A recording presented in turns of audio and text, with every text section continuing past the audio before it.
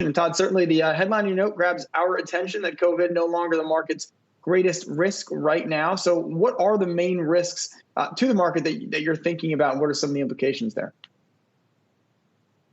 Well, surprisingly to investors who encountered a tremendous fit of volatility last year, as you saw the eruption of COVID concerns.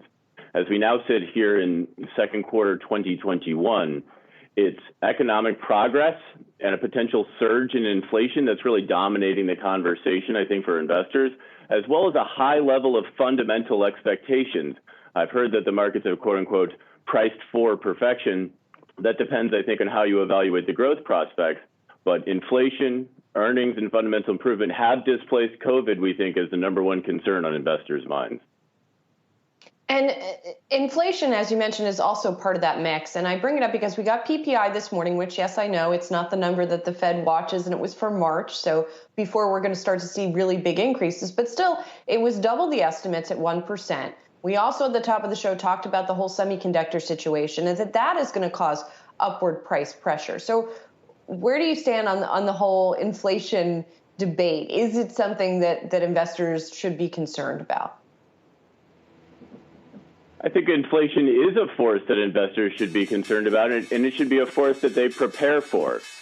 Interestingly, the types of inflation-sensitive exposures that many investors seek, they respond to inflation immediately, which means you have to essentially, as an investor, look to gain those exposures before the inflation happens.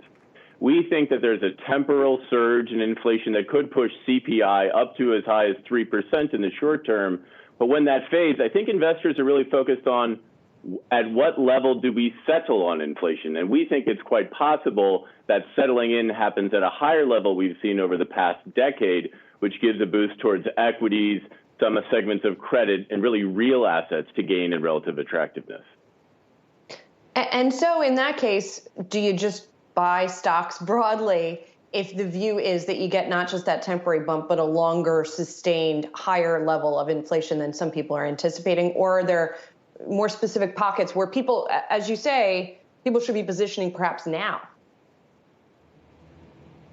I would agree that moving quickly to gain exposure towards inflation-sensitive areas within equities makes sense. But interestingly, I think there's two ways to do this.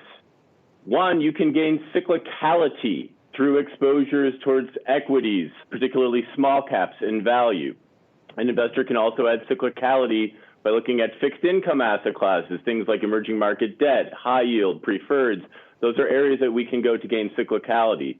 But interestingly, I think it's the big cap tech that's really a very strong hedge against that. And as we look at sort of 1Q earnings season, what we see to be announced, I think what we see from big tech is going to be a very interesting bellwether. And I think it's possible to see the secular strength and the remarkable cash flow generation that comes from big tech continue into this 2021, as we also see cyclical exposures gain in relative attractiveness at the same time. So Todd, do you buy big cap tech stocks into earnings?